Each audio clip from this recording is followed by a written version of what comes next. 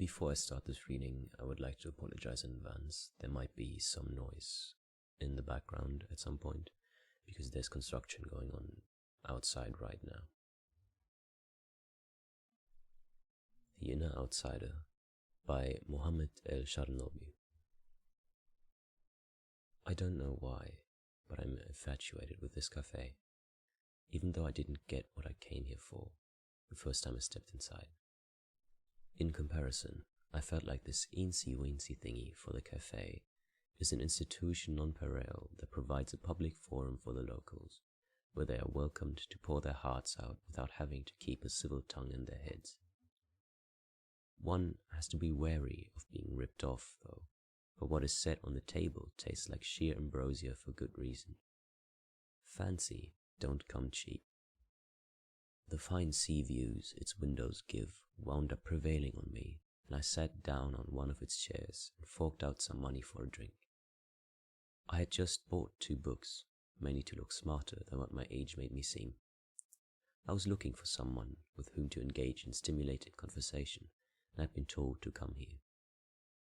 Time went by, but the increasingly crowded cafe was doing little to match my expectations.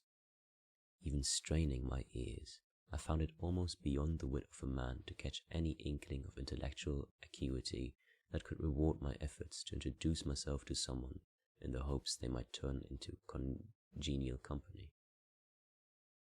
I hence turned my head to the window and slipped into reverie while trying to process the convivial atmosphere around me into background noise. I see Alexandria as a museum, the one housing my past, and from where I was standing, it seemed like a fascinating one at that. I have grown up now, and become driven, but less feisty. I'm an engineer who knows how to choose his battles wisely. After all, there's no point in waxing lyrical about the world and what could have been done differently. People are not interested in getting their heads churned by a maelstrom of philosophical questions. They just want a place to fritter time away and drown their sorrows, a place to belong, no matter who they might be. Looking out the window, I wondered whether the sea could be enjoyed the same from behind a sheet of glass. The noise inside the cafe had ceased bothering me. It almost sounded pleasing at this point. After sitting there for an hour, I started feeling a bit woozy from the good vibes ambience of the cafe, and like locking gazes with strangers, including but not limiting to those in the scorching hot outside world, scurrying by at the other side of my seat's window. I finally decided it would do me good to fight my mingling wariness and foray into the hostile territory of social interaction. From the exotic bamboo chairs and marble tables, to everything else contained or loitering in it, the cafe was complete eye candy.